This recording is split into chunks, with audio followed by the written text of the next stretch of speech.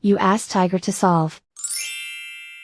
This deals with linear equations with one unknown.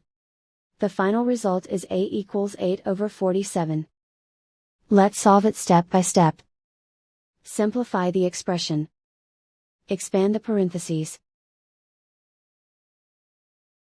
Simplify the arithmetic. Multiply the coefficients. Group all A terms on the left side of the equation. Add 24A to both sides. Group like terms. Group the coefficients. Convert the integer into a fraction. Combine the fractions. Combine the numerators. Group like terms. Simplify the arithmetic.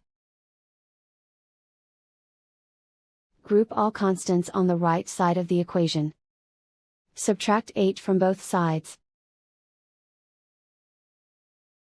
Simplify the arithmetic.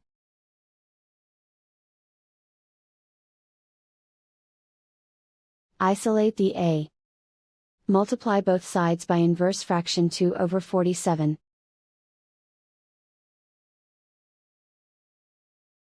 Group like terms. Multiply the coefficients. Simplify the fraction. Multiply the fractions.